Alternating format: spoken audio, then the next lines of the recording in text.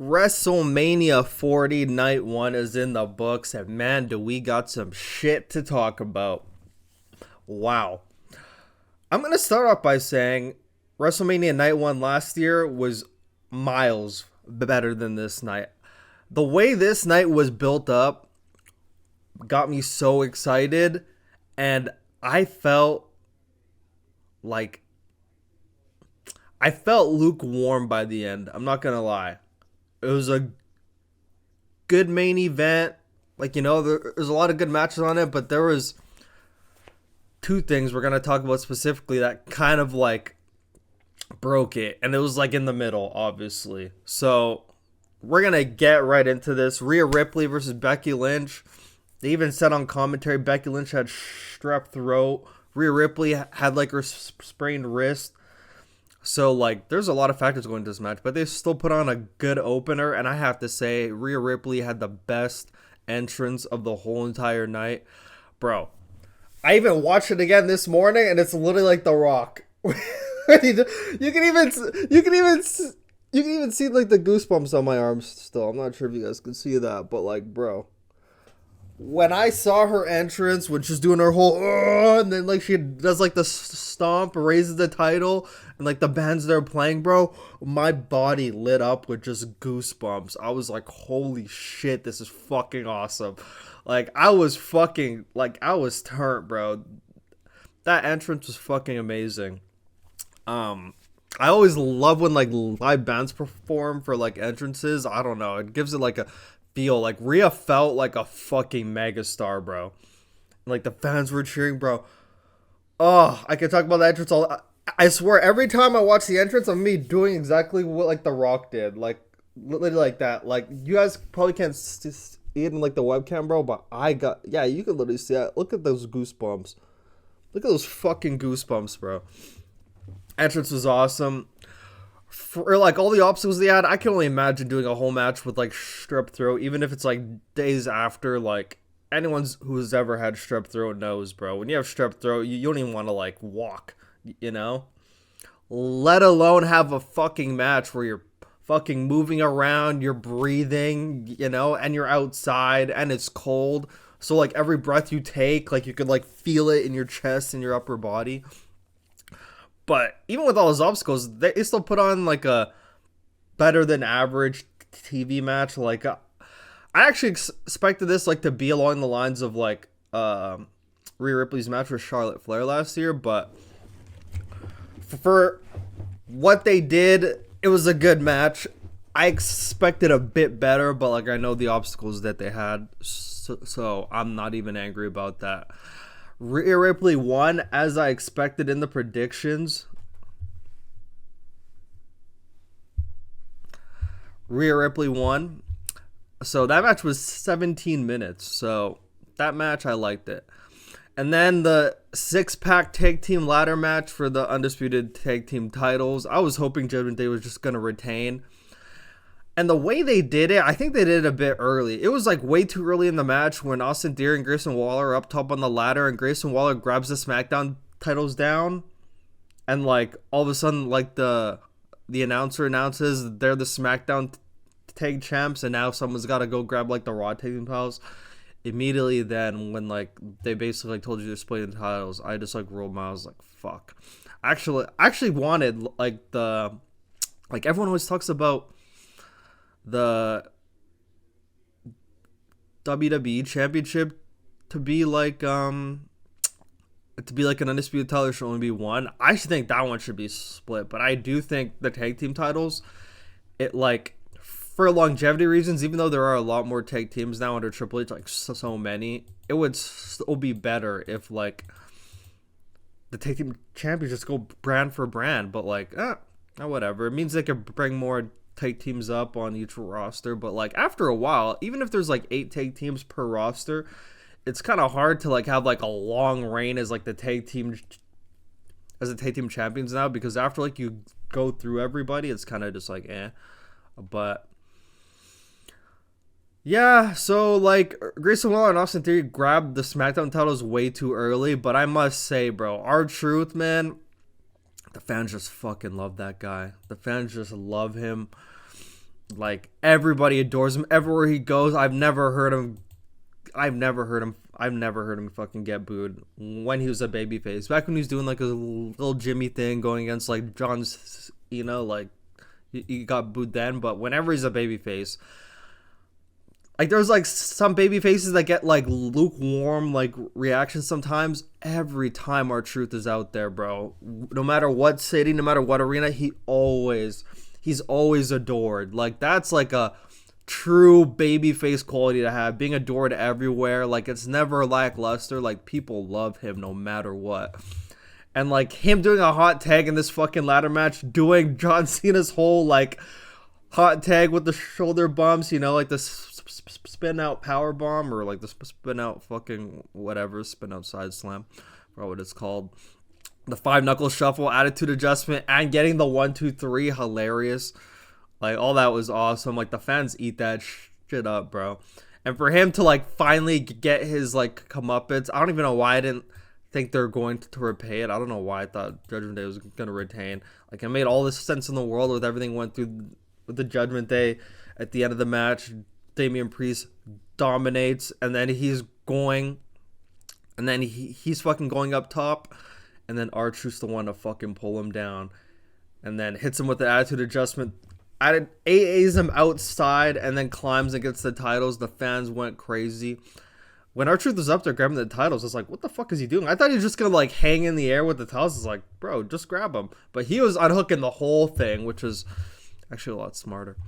And there's like some crazy spots in the match as well. Like, JD McDonough interfered at some point, and then they like tipped him off the ladder onto like a table outside. He like spun out, did that. Johnny Gargano did like his like, I forgot what the DDT's called. I don't know. Like now that I'm reviewing, I literally forget all these moves. But like his like slingshot like DDT where he kind of like hops into the ring and slingshot DDTs him, but he did it outside on Pete Dunne through a table on the ground. Fucking crazy. So there's a lot of spots. Grayson Waller got power bombed from the inside to the outside on a bridge fucking ladder. There's enough crazy spots, but it wasn't anything that was like, oh my god, that person fucking died. It was like the right amount. Maybe there could have been like a bit more. Maybe there could have been a bit more craziness, but like it was like a nice just ladder match that wasn't centered about spots, but centered for going for the titles, which it fucking should be. So I liked it. It was 17 minutes of chaos. Yeah, I actually liked it.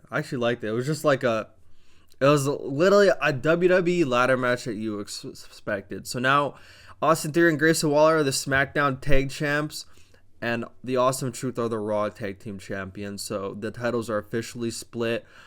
I'm on my knees begging in fucking Walmart that they switch the design for those titles, because man, those titles have been like that for years, and they are the fucking ugliest titles I've ever fucking seen. Like, just like red and blue with the ugly fucking silver in the middle. It's literally the worst design, bro. I don't care if they do red and blue, bro, but like, make them gold, bro. Make fucking gold titles, bro. Like, update those fucking titles, bro, because it is horrible. I hate those titles. I hate how they look. They've never looked good ever. Like, I felt bad for the Judgment Day having to carry on both sets of those ugly fucking titles forever. So, yeah, I mean, I'm not really against them being split. I would have just preferred them to be undisputed, but like, if they're split, whatever. There's like a lot of tag teams, like, like you'll be seeing a lot more tag matches now. But like, I actually like the way it was, but that's just me. Rey Mysterio and Andrade versus Santos Escobar, Dirty Dom. Holy fuck. So this is where it got bad. So like the Rhea match, the ladder match were good, and then these next two matches actually fucking killed it for me. So let me get into this. So both this match and the Uso match were both 11 minutes and 5 seconds exactly. So that's interesting. But this Rey Andrade match, and also partially this show was like average, and like at some points felt mediocre because of the fans. Like, I saw a lot of comments like they should not be coming back to fucking this town anymore. Shouldn't be coming back to Philadelphia anymore. And I'm thinking the cold had to play a part of this, but also I'm confused because I'm confused because I'm from Canada, so maybe it's different for me. Maybe I'm used to it, but like I've gone to like the All-Star Classic, whatever the fuck it's called, like the hockey game they do between like the Oilers and the Flames, like outside in like the fucking Commonwealth, like outside arena, just like this one is, when it's like a minus like 10, minus 10. And I'm like still there, I'm still cheering. Bro, in fucking Philadelphia, it was +5. And I see the way like the Americans like react to this, like online and even in the building. Like, you guys think +5 is cold? Are you serious? Maybe with the wind it's cold, but like if we're and it actually was a bit windy too, but like +5 is not cold. That's not cold. That's like fucking put a hoodie and a jacket on and you're good. I don't know. And you're also like shoulder to shoulder with people, so like it's not like it's a lot colder when you're out in the open. Well, when you're shoulder to shoulder with people, it isn't as cold. But I don't know. +5 is not cold, but obviously I was not there. Maybe it was a bit windy. If it's windy, yeah, it actually does get a bit more cold. Maybe the cold played a factor as to why like the fans were so fucking dead. Or maybe it's because the matches weren't that good, which I also thought. So it was a mixture of those things, like the cold and the matches not being that good. This Rey Andrade whatever match. First of all, I like that Andrade was in it, but like, bro, the story they're telling the whole year should have been Carlito, but they're telling a story with that. Wouldn't mind if it was Dragon Lee because he was like somewhat in it like throughout the year. But like for Andrade to come in, I know it's playing into the story now. They're gonna do with fucking Carlito. He's literally gonna fucking turn on Rey like any day now or win. But like the story they told the whole year did not require Andrade to be in there. And they told this year-long story with the LWO. I was expecting it to be just it would have been made so much more sense if it was just an 8-man tag, just like fucking lucha high spot fest. Like that's what this match needed to be. It needed to be all the members, LWO versus Legado del Fantasma. Like that's the story you've been telling for the whole year, and then you only use like half of them. And Dominic's not even like in this shit. He just came back because his fucking dad was there. Like, it should have been all of the LWO, all of Legado. It should have been Santos, Humberto, Garza, and Dom, Rey, Carlito, Dragon Lee, Andrade. Like, that would have made more sense. If they had all those people and then Andrade was in there, would have made a lot more sense. Just do high spot lucha, like fucking, like one of those, like, just crazy TV matches you see. That's what this match needed to be. And the worst part of this is probably what pissed me off for like up until like match number 5, match number 6. This pissed me off. They do this whole year-long story with the LWO, Legado de Fantasma, and the finish is 2 fucking Philadelphia Eagle players coming in and helping LWO win. Like, I know they're in Philly. I know they like to do this stuff with fucking celebrities or whatever, but I'm just sitting there like, what the fuck? What in the fuck? Like, bro, they have nothing to do with this. I was like, who the fuck are these people? And then they fucking unmask, and I know who they are because earlier in the week I watched like some YouTube videos, like Seth Rollins trained with like the bald guy, and obviously I know like the Kelces from the fucking Super Bowl, but I saw my mask and I just like put my fucking head down. I was like, bro, this is so dumb. They got nothing to do with this story, bro. Like, this is a year-long story and it ends with 2 people that weren't even there. Like, if you're seeing them for the first time, a lot of people do not watch football, by the way. You see them, you're like, who the fuck are these people? Like, sure, they got some reaction in the crowd, but bro, horrible. That pissed me off. And then I got back-to-back pissed off with this Jay and Jimmy Uso match, brother versus brother. And let me tell you, the video package that they played before this match was probably an all-timer. Like, an all-time fucking video package. Shows them starting off the womb to, like, being kids, high school, prom, to being a tag team and like to where they are now, bro. And like they're like back to back in this fucking video package too, like talking and shit. Bro, this video package, if you didn't see this video package before this match, you need to go watch this. This was literally the best fucking video package I've ever seen for like a fucking one-on-one match to tell you the story. Fucking awesome. And like the build to it, like the whole bloodline thing we've been seeing for the past 2 years. We're finally getting Jimmy Uso versus Jey Uso. Both of these brothers' dream matches, by the way. And then the fucking match we got.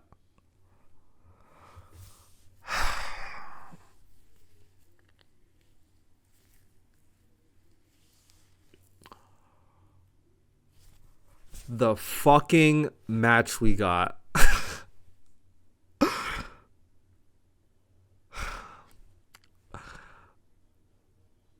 Fucking shit. That's all I'm gonna say.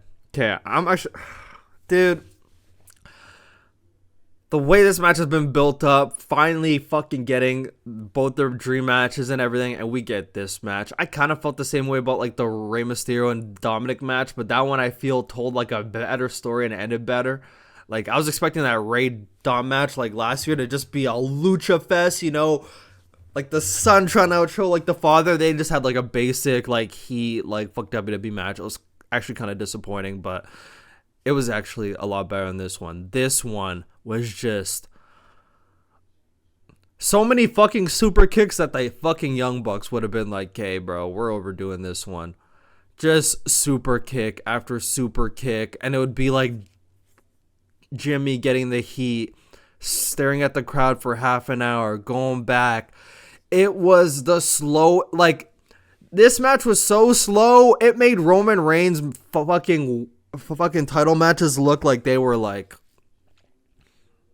they're fucking made it look like they're AEW 8-man tag matches, bro. Like this match was so slow, and there's a methodical way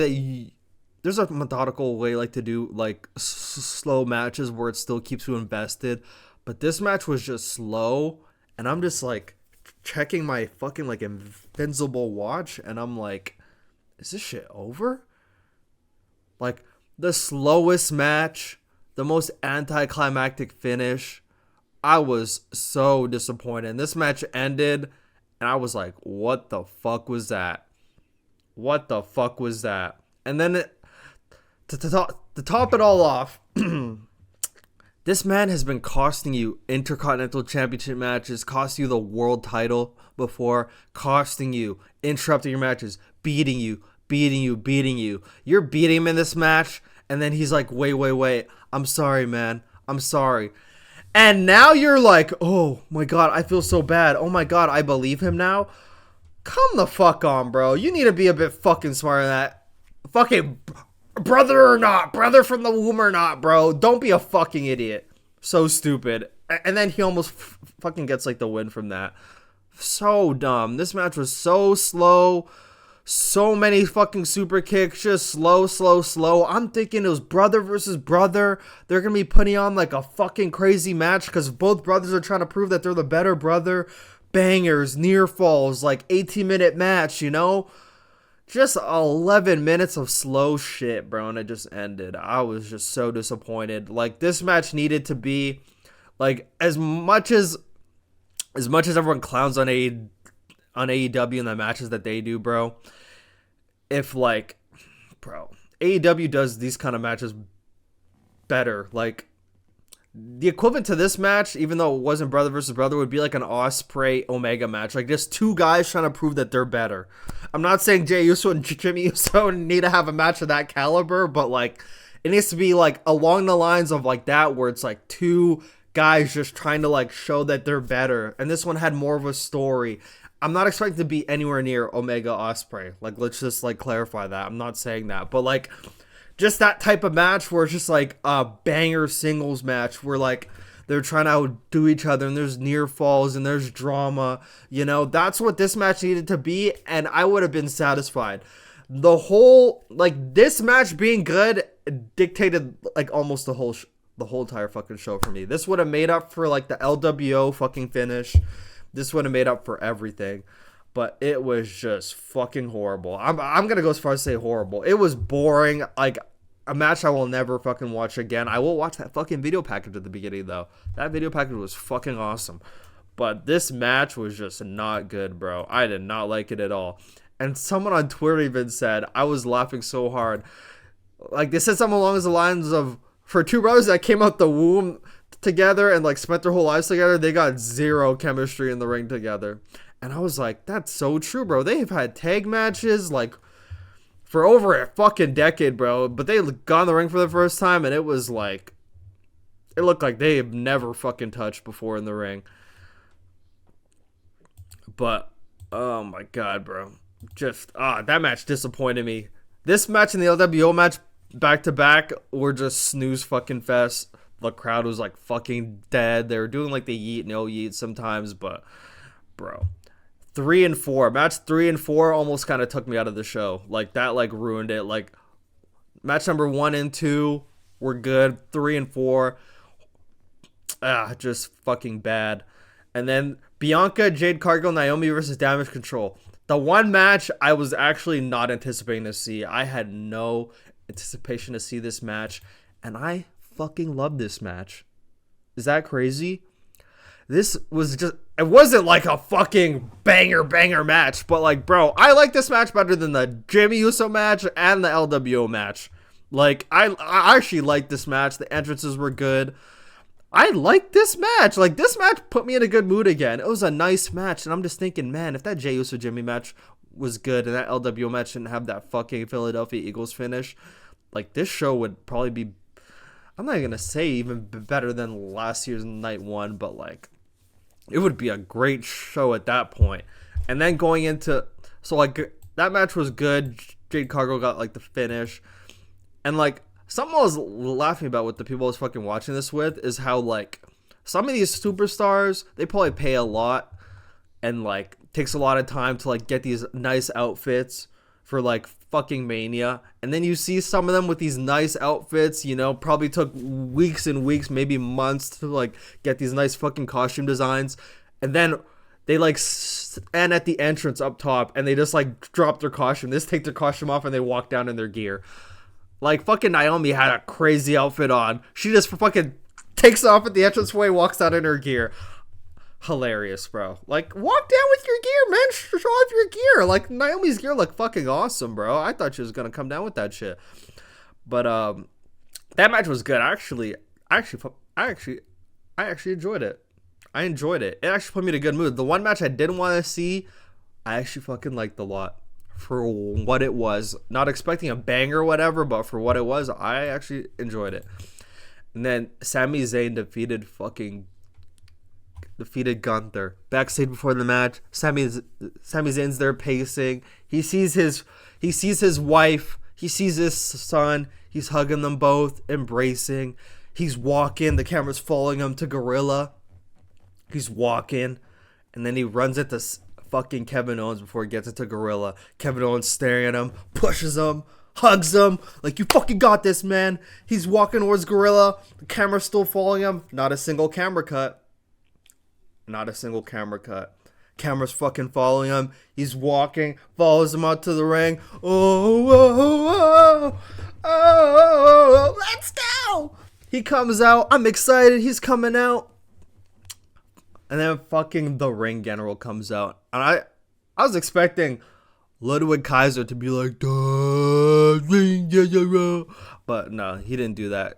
Gunther just fucking made his entrance. And then they had a good match. A good fucking match. Part of me was thinking it probably should have been like maybe like 5 minutes more. Am I crazy? I don't know. But it was a good match. Great fucking finish. Fucking Gunther got overconfident. Like splashed him, powerbombed him so many times. Sami Zayn just there dead. He's constantly fucking taunting Sami Zayn's wife. Like, yo, I'm gonna keep going. Keeps going. Sami Zayn gets up, makes his comeback, hits a brain buster off the top, which I actually thought was a botch at the beginning. I thought he was going for like a superplex, but hits a brain buster, haluva kick, goes back again, another haluva kick, pins him. Awesome fucking match. Not much to say about that one. That was awesome. Great finish. The fucking dead fans finally cheering. They're into this. Sami Zayn gets his Mania moment, defeats the unbeatable Gunther, and even before the match, I forgot. Sami Zayn's backstage embracing with his wife and son. Also runs into Chad Gable back there, who says, hey, don't forget, like, you owe me a favor. This motherfucker Chad Gable's playing 3D chess. He's like, I stand no chance against Gunther. I'm not going to be able to beat this motherfucker, but I could probably beat fucking Sammy. So I expect either this Raw after Mania or the week after Montreal, Chad Gable goes against Sami Zayn. And I'm thinking Chad Gable might turn heel if he fucking loses to Sami Zayn. Because I don't see Sami Zayn just fucking losing right away, but I can see Chad Gable fucking turning heel. So that match was done correctly. Even like the before match, Sami Zayn making his entrance, like all that stuff played awesome into this match. Fucking awesome. I loved it. Fucking loved it. And then the main event, the Bloodline, The Rock and Roman Reigns with Paul Heyman versus Cody Rhodes and Seth Rollins. I'm not saying freaking. I'm not saying it. I'm not fucking doing it, bro. I'm crossing my arms, bro. I'm never saying Seth freaking Rollins ever. I'm saying Seth Rollins, and that's it. The entrances altogether were 16 minutes, maybe 17. So I was staring at the clock, and the very first entrance started at 8, and by the time this match was done, it was like 9:14. So they had an hour and 14 minutes of time, 16 minutes of entrances, and then the ring introductions like another fucking 5 minutes. So this match went 44 minutes and 35 seconds, by the way. The first like 25 minutes was them doing like chain fucking wrestling, staring at each other, just milking the audience. Like, it was slow, but it was not Jey Uso fucking Jimmy slow. It was not that slow. It was just like the first like 25 minutes of this match was fucking nothing almost, but like the second half was fucking awesome. Like every Roman Reigns match is, when Roman Reigns has like his singles title matches, that first like half of the match is so fucking boring. And it actually is getting even boring now. I know there's a methodical way to do these like slow starts to matches, but now his is actually kind of getting like a little bit, still getting a little bit too much where it's just like fucking boring now, bro. Like that first like 20 minutes of heat, or like 15 fucking 10 minutes of heat, like whatever, but like in this match, the heat on Rollins, I think, went like a bit too long, bro. I swear they're getting heat on Rollins for what felt like fucking 15 minutes, but Seth Rollins got beat for a long portion of this match. And you know, a lot of people were expecting like The Rock to like tear a fucking muscle or be fucking gassed out after 5 minutes, but for his age and not having a match in 12 years, he did fucking well. He did fucking very well. He did very good. His selling was good. I even loved the portion of the match where he was going for the people's elbow and Cody Rhodes got up and hit a Cody cutter, and like The Rock sold the fuck out of it. But we'll get deeper into the match. But the first like 20-25 minutes was just like slow, and then they finally go into the audience. The Rock tells the ref, if you count, buddy, you're fucking fired. So fucking don't count. And like The Rock was like abusing his power over like the ref. He would be hitting he literally hit a blatant low blow. The ref's like, I can't do anything. And at one point, like the ref goes over to Cody in the corner, and like commentary even said, I just fucking saw the ref go over there and say, hey Cody, I'm sorry. Like the ref's like apologizing because he can't do anything. So, and I'm actually glad the finish happened without Solo Sikoa or like any of them coming out, but obviously they're probably going to be there today on night 2. But it was slow as fuck, and then Cody Rhodes and Roman Reigns go over to the entrance. Rollins and Rock go into like the crowd. At that point, it really started to pick up, and then after they got back in the ring, at some point Seth Rollins on the apron, and like The Rock like hit his knee. Yeah, actually, it was The Rock. It was The Rock. Maybe it was Roman. I'm pretty sure it was The Rock. Hit his knee. They started working on his knee for like ever. And then like the last like 20 minutes of this match was awesome, bro. Like classic main event style, like a good WWE like a great WWE main event. Like that's how like the last like 20-25 minutes of this. Overall, I was very satisfied with this fucking main event. The way it started off very slow, I was like very like, fuck, I don't know, man. I don't know. Like I don't know how this is gonna go. But the last like 20, I'd even say 25, like at the end of Seth Rollins' heat when they kind of started doing shit, I just thought it was good. The last 20 minutes was awesome. Like overall, a great main event with like all like the big stars. I like the ending, and Cody Rhodes, and like okay, so like nearing like the end of the match, like you know all of them were like standing up. Roman Reigns in the corner about to hit his spear, and then it like showed Seth, Cody, and Rock all standing up. I'm like, oh my god, they're gonna move. He's gonna fucking spear the Rock. He spears the Rock. The fans are going crazy. They're like, oh my god. The Rock's like, or I mean, Roman Reigns is staring at the Rock like, oh my god. The Rock's selling the fuck out this. Like his face looks like a fucking baby that just came out of the womb. He's like, you know, his face. He sold the fuck out of that shit. I know it's gonna play a part in fucking night number 2. That is some foreshadow. That is some fucking foreshadow. Like, even though it was on accident, like I already know, like the Rock's gonna remember that shit. That's gonna play into tonight and night 2. I'm pretty sure. Bro, this night 2 main event is gonna be fucking crazy, bro. Like pots, plans, airplanes, balloons, fucking airstrikes. It's all happening. But at the end of the match, I knew Seth Rollins was not going to take the pin because I do expect Seth Rollins to lose to Drew. So I was like, they're not going to beat him fucking back-to-back nights. He's not going to lose in the like the ending match and lose in the beginning match, you know. So it would and like if Cody's going to win, he might as well lose this one. So, you know, it's even, you know. So that way he takes the pin and then like he gets the big win.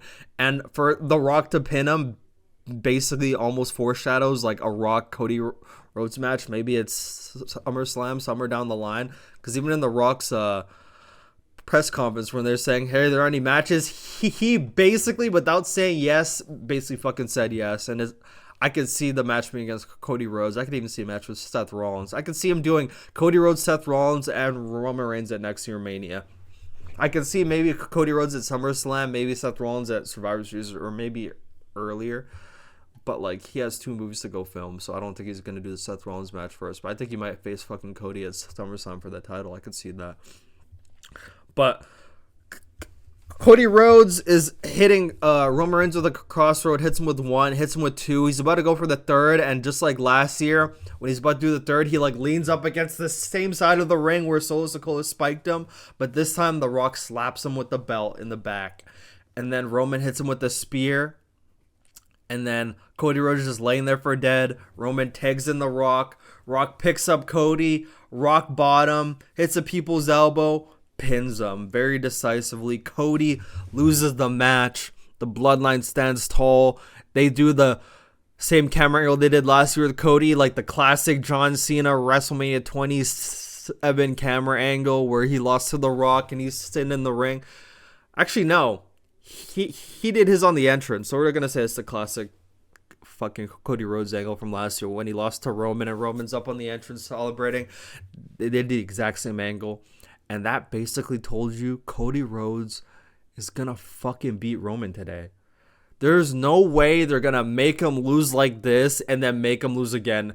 That will quite literally kill this man's fucking WWE career as a fucking top babyface at that point. At that point, they're going to have to go back to LA Knight, you know?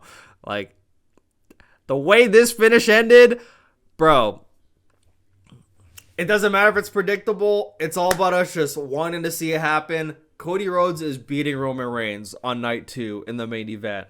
It's fucking happening after this finish. Like, it is 100% happening. Yeah. Actually, like, the second the finish happened, I'm like, yup. I can't wait for night 2. That main event is literally going to be another hour. So, like, this one with entrances and everything was an hour and 20. I expect the exact same fucking tomorrow night. I expect at the top of the fucking 3rd hour, the main event fucking starts and we're getting pots and pans. I expect Cody to win. I expect Roman to get his moment of silence after everyone leaves. Maybe getting a standing ovation. I don't know, but we'll see. But Cody Rhodes is fucking getting his fucking moment, bro. He's getting his moment. This is a great fucking main event. Overall, it says a pretty good. It was a pretty good Mania Night 1. I do think last year's Mania Night 1 was better. The Rhea match was good. The tag match was good.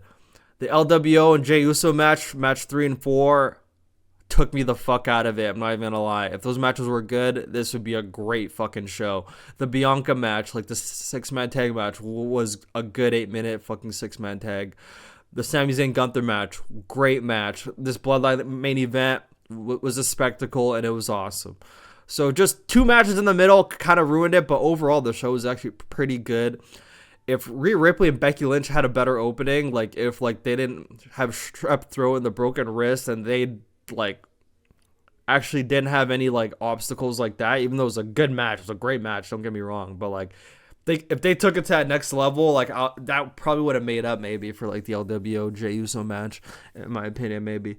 But overall, night 1 last year was better, but it was still a good night with a good 44-minute main event, and it never felt long. Maybe like the first 20 minutes when like it was just like slow as fuck, doing chain wrestling was like slow, but like it was good. I actually liked it. Like I didn't mind like that slow start because I know they're like building to like a very back and forth ending, and it was good. I liked it, but the last 15-20 minutes that was good. Like you could argue the first like 15-20 minutes of them being slow was like like even I was like kind of like, hey, this is kind of getting slow, but them going outside, fighting on the outside, and then coming back actually kind of picked it up. But then I thought the heat on Seth Rollins was a bit too long, like a bit too long, to like the point where I felt like the fans were kind of like bruh.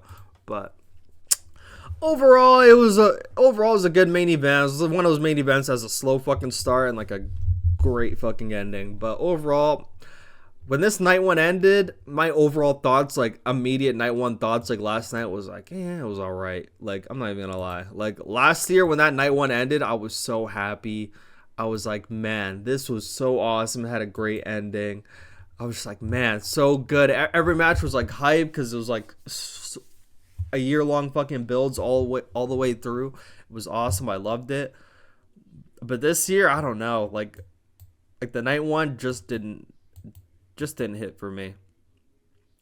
I think it's that Uso match. I think that Uso match took me out.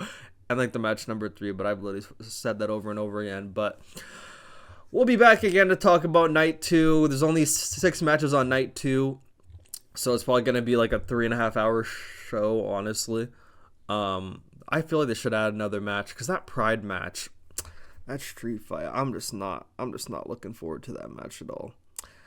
But like, what other match could they have added on this fucking show? I don't know. But like, I'm actually looking forward to AJ Styles LA Knight. Like, I want to see LA Knight in his singles match at Mania. I'm fucking so excited for that. The Seth Rollins Drew McIntyre match is going to be good. The Pride match, like I said, not really caring. But the fact that it's a street fight makes it better. So it's going to be like a party match. So that's good. If it was just a normal 6-man tag, I would actually probably be going to I'll probably be going to go do something else. The Triple Threat United States title match should be a fun match. I'm the type of person that loves Triple Threats, Fatal 4 matches. I love those matches. Io Sky Bailey. Bailey's going to get her moment. I think it's going to be a good match. And then the main event is really going to be a banger. It's going to be a shorter show than night number 1, but yeah, I don't know. I kind of feel like with the LWO thing, I kind of feel like Ray and like Santos maybe should add like their big singles match, and then on night 2 it should have been like the rest of LWO, whatever, all having like a party match. I feel like maybe that could have been better. Like I kind of feel like night 2 needs another match. Like they probably could have put like a Solo on the show. Like there probably could have been like fucking Bronson Reed could have been on this show. Like, you know, like there's like some people actually could have been on this show. Like there's enough space for another match. Like they probably could have put that Andre Memorial Battle Royal on the show. I'm not even gonna lie. Like on this fucking night number 2, like I could see this Seth Rollins match with everything happening being like half an hour. AJ Styles LA Knight probably like 10 to 15 minutes. The Triple Threat match with entrances probably like 20. You know, it's probably gonna be like a 3.5 hour a night 2. But it's all about like the main event in that one. But yeah, so that's night 1. Yeah, it was like honestly, like it was good. Don't get me wrong, it was good, but like I did not feel the same way like I felt about last year. But I think this is a year where night two is probably going to be a lot better. So yeah, we'll have to wait and see tonight, night number two of WrestleMania. Oh, and also like that new WWE intro. It's cool, but I actually like the old one better. But yeah, but yeah, let's fucking wait for night number two. I think night number two is gonna be better than night one. But yeah, all right. This has been Eric. See you later. Toodles. Oh yeah. Also, my favorite part about fucking recording is after I'm done recording, I literally start to fucking think about all this shit. So two things real quick. That Prime bottle in the middle of the ring. The fact they did not fucking color it in and it's just black and like it has like the rest of the ring there actually makes it very withstandable. But I think the only time it was like a glaring thumb is when Cody was making his entrance in the middle of the ring and he went down to kiss the middle of the ring and the Prime bottle was there. I feel like that's when I was like, okay, that kind of looks bad. but but it was actually, but that Prime logo is actually not bad. And also in the main event, bro, I don't know who the fuck the fucking select fans were, who the fuck they were, but like for whoever it was, whoever the group of fucking delinquents were that fucking started booing, that were like booing fuck Cody and Seth Rollins, sometimes like half boos, half cheers. It wasn't like decisive boos. Whoever those people are, fuck you. Fuck you. You fickle motherfuckers. I know maybe a lot of you weren't there when like Roman won that Rumble and The Rock was helping him and all of fucking Philadelphia was booing the fuck out of them. Maybe you guys weren't there, but like, bro, do you want Roman to retain? No, I don't. I don't. Actually, I'm not gonna say that. I kind of want him to break the Hulk Hogan's thing, but the way they built it up, fucking Cody cannot lose. He can't lose. Cannot lose. Like, cannot lose.